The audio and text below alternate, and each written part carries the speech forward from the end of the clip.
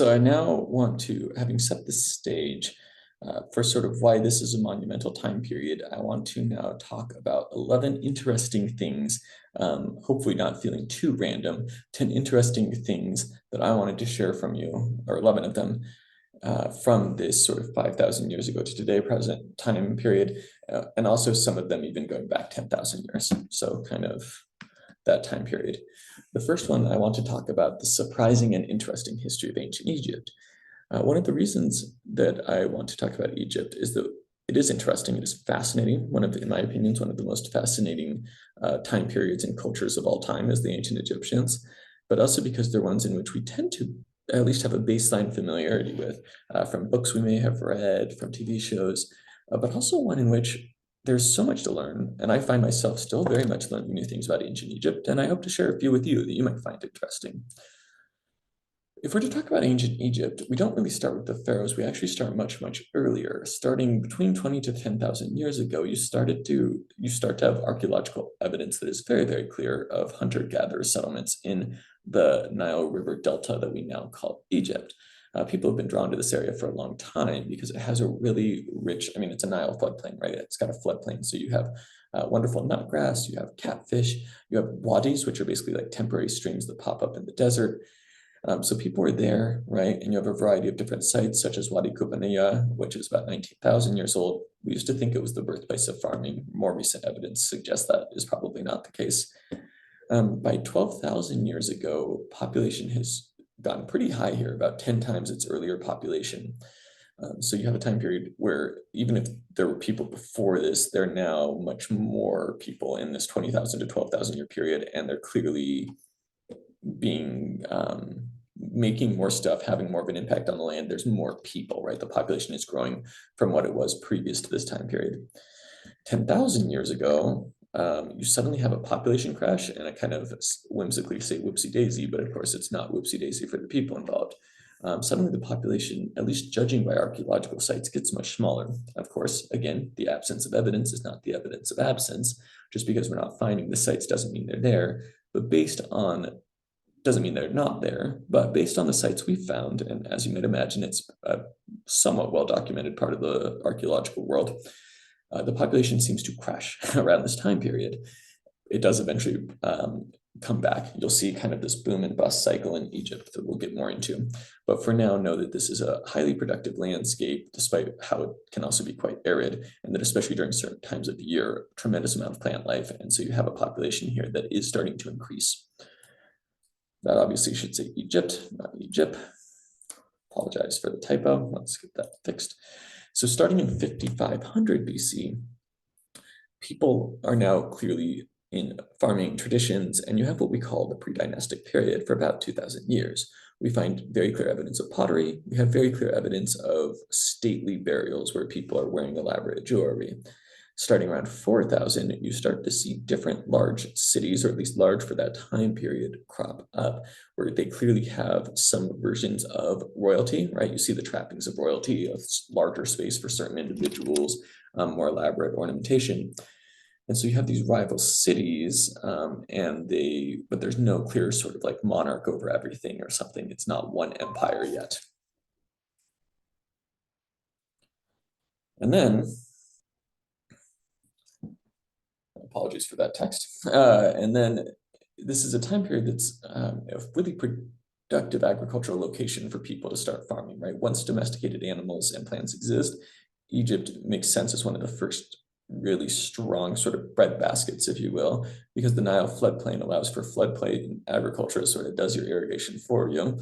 And it's also really good kind of these like large, more semi-arid areas for cattle and for sheep and for goats and for pigs. There's a lot of bees. There's lots of things around there to either domesticate or to bring in that can use that kind of environment, and various crops that can and were grown there, such as wheat and barley and sesame and so forth. Sesame. Oh, I called it open sesame just to be silly and reference a movie, but anyways, sesame.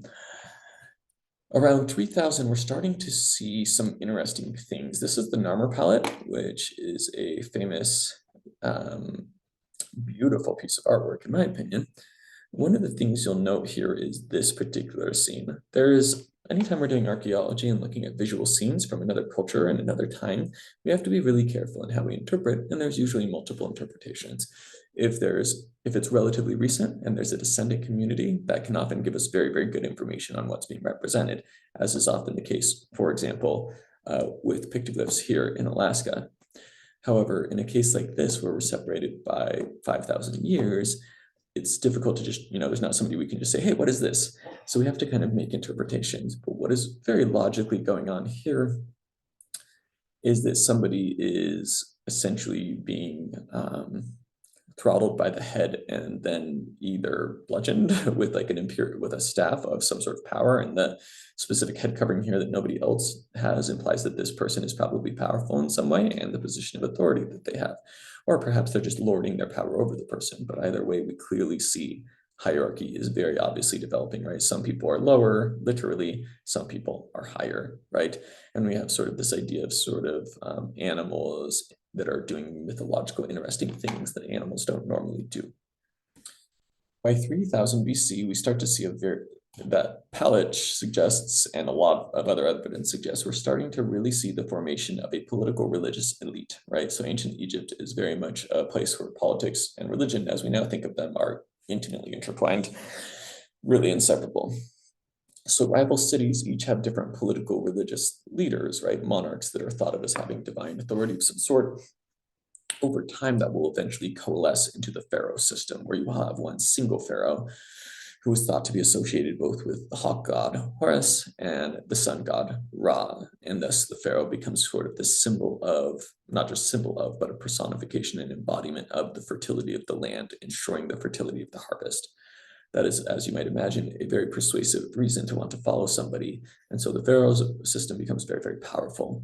By 2600 BC, you have things like the Pyramid of Khufu, right?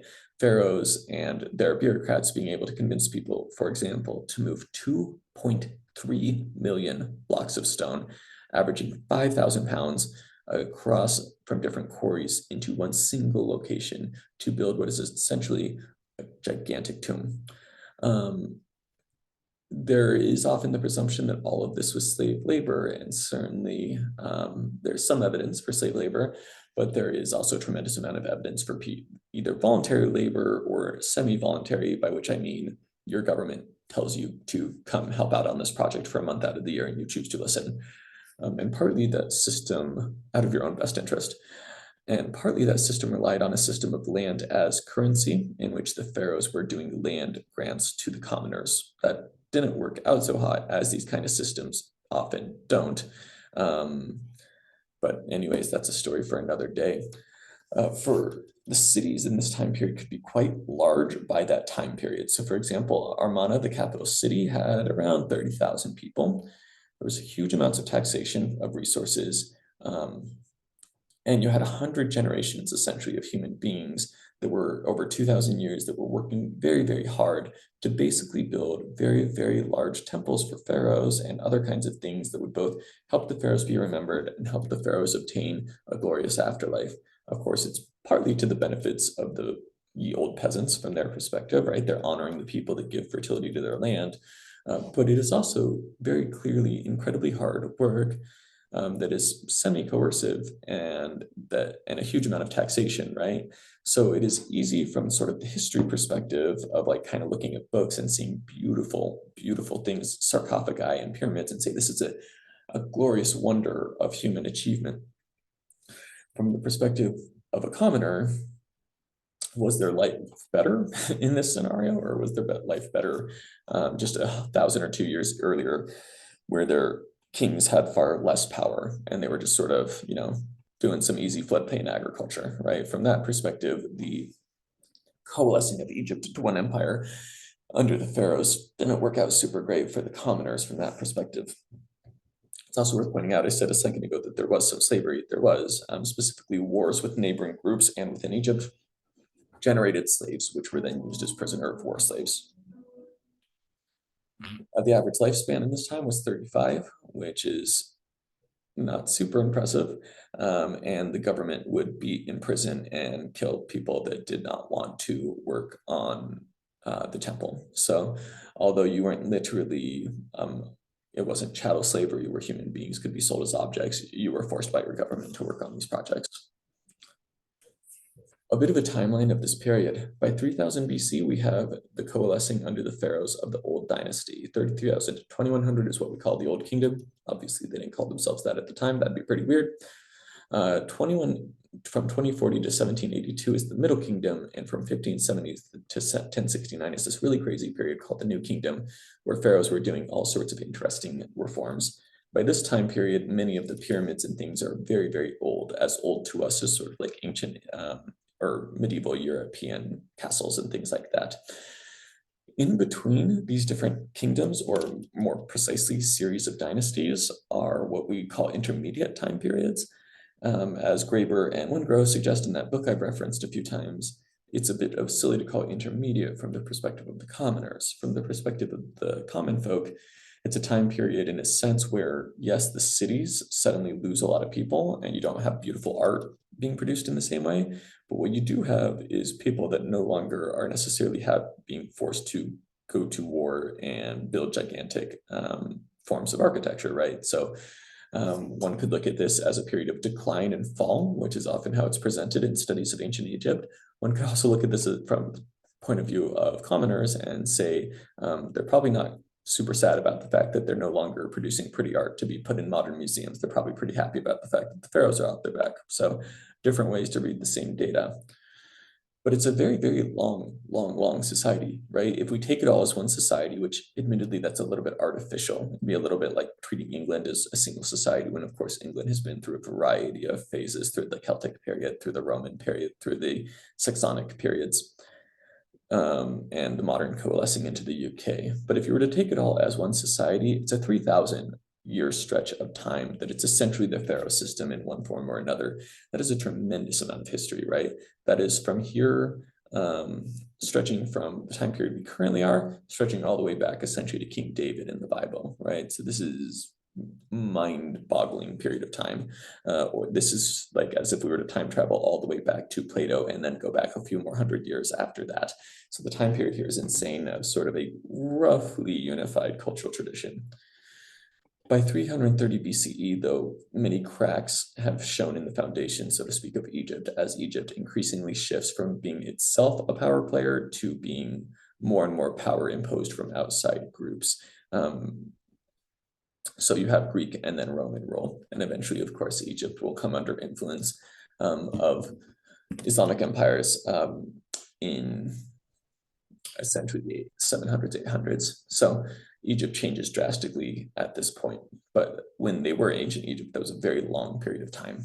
So very interesting things happened in that period of time. The reading that I sometimes require this class to do by Amanza Villatoro, What Ancient Egyptians Knew About Meteorites Long Before Modern Astronomers, is a fascinating one. She basically points out, this picture is not from the reading, it's actually from a study that was done back in 2013.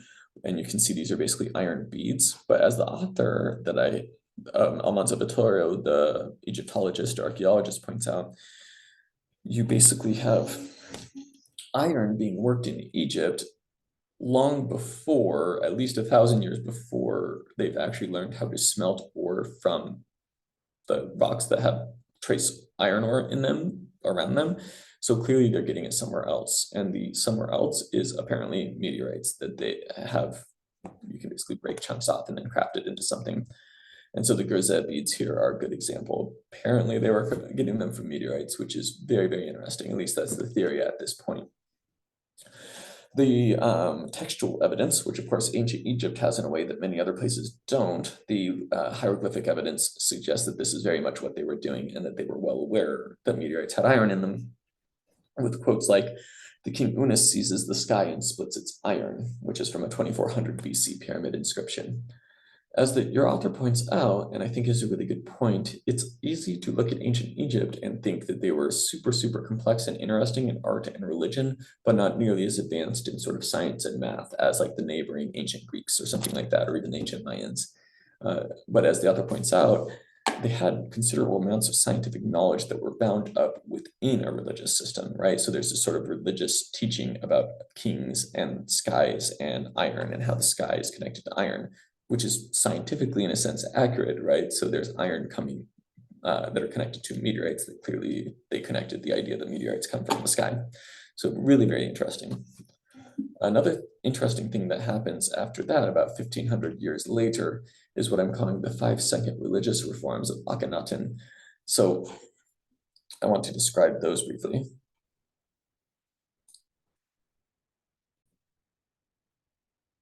Akhenaten was an Egyptian pharaoh that reigned for about 20 years, and he promoted a sort of drastic change in the religious system of the ancient Egyptians, and he was the pharaoh, so he could do that. And he promoted the idea of a sun disk named Aten, who was the supreme deity, and that should be the supreme focus, if not straight monotheism as the only god, then certainly monolatrous, by which we mean that should be the primary focus of worship. That lasted for precisely as long as he had the power to force people to do it. As soon as he was gone, it disappeared. His son, King Tutankhaten, whose name literally meant living image of Aten, as he was named by his father, he changes his name to Tutankhamen, living image of Amun-Ra. So he's basically like, no thanks, Dad. Once Dad is gone, he reverts the entire system back to the classic Ra-based, Horus-based, Egyptian-based polytheism system. So it's pretty ice cold, King Tut. It's pretty cold, ice cold to your own dad. Point number 2 I now want to bring up is about the Nilotic pastoral period of North Africa, which is a huge amount of time and a relatively large amount of area, essentially this area, especially of sort of northeastern Africa, stretching from 6,000 to 700 BCE. A lot is happening historically, and I'm going to go into very little of it. I guess in a sense, I've already given you quite a bit of it with ancient Egypt, but outside of ancient Egypt, it's not as if everybody out here is just like twiddling their thumbs doing nothing.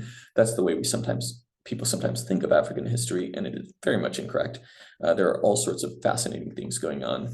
One of the things that's going on here, kind of again, this northeast period, Nilotic area, so named because it's close to the Nile, is that you suddenly have a group of people that are shifting from hunter-gatherer to domesticated production of food. However, instead of doing a bunch of cereals and grains like Egypt, or like what was going on in Mesopotamia at the time, or what was going on in Europe in very isolated ways at the time, they go all in on the other half of domestication, domesticated animals. And so suddenly you have pastoralism of very, very large herds.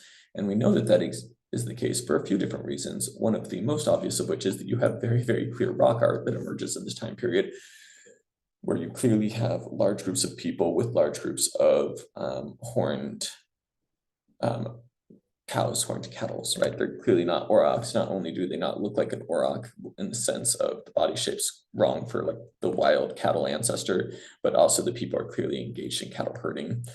Around this time period, people also start to have really beautiful, elaborate jewelry, thousands of years even before the pharaohs come about. So in a sense, as is pointed out by one author, people could be sort of living like pharaohs long before the pharaohs, right? They're getting these beautiful burials, and they're having their wealth tied up now in cattle. And so you clearly see wealth emerging because you see people with elaborate jewelry that they're clearly trading to get, probably from different groups of people or from specialized craft people.